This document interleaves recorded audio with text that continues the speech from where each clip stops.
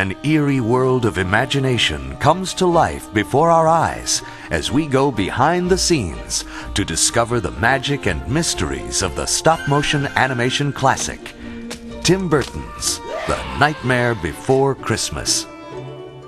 To create the film's mind-boggling imagery and outrageous characters, a team of over 100 artists and technicians spent 3 years of painstaking frame-by-frame animation as they pushed the limits of this cinematic art form. Well, I grew up liking those stories like, every Christmas you'd watch things like Rudolph the Red-Nosed Reindeer or like The Grinch That Stole Christmas. Those were my favorite like holiday specials when I was growing up. So when I was working at Disney, I designed something that's sort of like the reverse of that. It's like the Grinch in reverse, so to speak, about this character who finds Christmas and loves it and decides to try to do it himself. Tim very much developed the story, the concept is his, the main characters, the tone, the look. When Tim Burton went back to Disney a couple of years ago and said, "You have a project of mine that I'm still interested in doing." And they dug out not only his treatment, they dug out a lot of his artwork. If you look on the walls, you'll find as much of Tim's original artwork as you will the stuff that we've now done in terms of designing sets. So it's his artwork from that long ago is really the kickoff point for the design of the movie. Tim Burton and director Henry Selick assembled 13 of the most brilliant animators, along with over 100 specially trained camera operators, puppet makers, set builders, and prop makers. Over a 3-year period, they filled 19 sound stages with Nightmare's 230 sets and hundreds of individual puppet characters. So we had to create a company to do this. We moved into this building, I think, in July of '91, and we had to be in production by October 1st. In the first place, I was chosen for the job because I'm from the same planet, if not the same neighborhood as Tim. He's somebody that's just got a lot of talent and passion, and he knows a lot of people. There's a very small group of people that do this kind of work and do it well.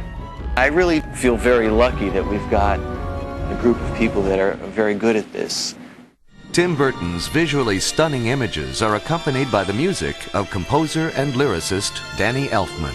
Basically, we didn't really have a script, and there was the storyline that Tim had from years earlier. We didn't start out going, it should be this or that. It sort of grew from the images and the story and took on a life of its own. We were running out of time. I just said, well, I'll just start writing some of the songs based on what we talked about. And I started, and he'd come over and he'd listen to it. And then I'd say, let's just talk about the next section of the movie. And we'd talk about it and tell me, oh, and he does this and that. And I said, great, great. And as soon as he left, I'd immediately go and start writing that next song that got us through the next period.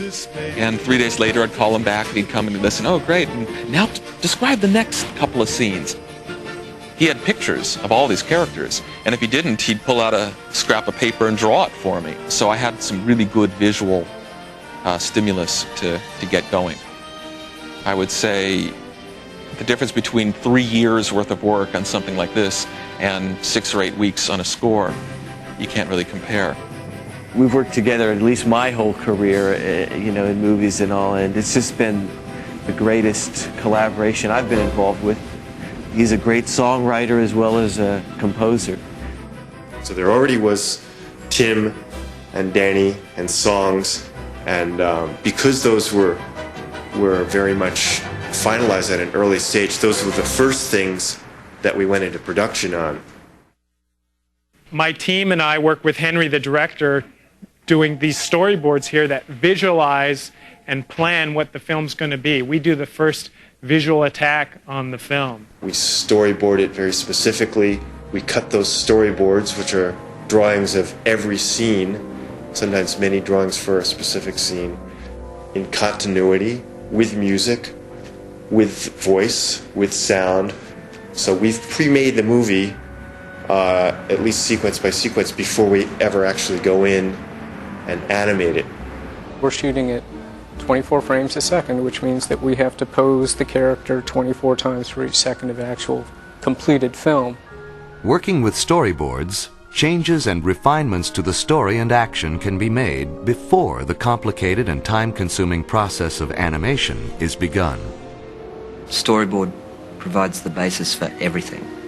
The timing, the action, the gesturing, the whole attitude to each scene and each sequence. I'm the art director, and what that involves is creating the environments based on the storyboard, based on Henry's requests, based on what Tim's drawings look like, etc., etc., trying to stay consistent with that look.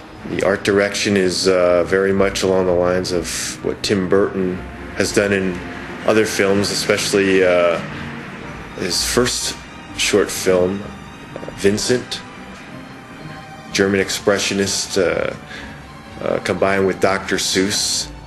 Halloween is very dark. Everything is lots of silhouettes and almost like a black and white movie, really trying to get that style. You go to Christmas Land, everything's bright, vivid color, lots of fast camera moves, trying to get real fun. The real world is very sort of simple. Everything's isometric angles, very regular. All the houses are variations on the same theme. The colors are more pastel. Start doing a lot of sketches, try and get a lot of choices together for Henry, and then Henry comes in and makes his buy. Literally, we just pin up 5 or 6 of everything. He has a feeling about what he personally thinks works the best. We combine them, get it down to a couple of alternatives, and then all focus on that. It should be like opening a book, like a pop-up book, or finding an illustration in a storybook that feels like you could fall right into it. Even given that, we're trying to then twist that by putting in weird perspectives, different objects playing against each other in different ways. The art directors wanted to give the sets and characters a look that was reminiscent of the pen and ink illustrations of artists like Ronald Searle or Edward Gorey, with their elaborate textures and cross-hatching. We took sets and actually spread clay on them or plaster and then scribed lines all over them to give it that sort of etched textural feel, so to make it look almost like a living illustration. Textures, also color. Tim was very specific about it. He said your palette for this town is black, white and orange, and we generate the necessary tools for the set people to maintain that look. From there we do either a scale drawing, like a quarter scale drawing of the thing. But that then goes straight to set design. Greg Olson will make a scale model based on our drawing, start to work out the camera angles, how much set is needed. Once the conceptual art is done, we have to somehow realize it in 3 dimensions: height, width, depth. This is known as a quarter scale mock-up.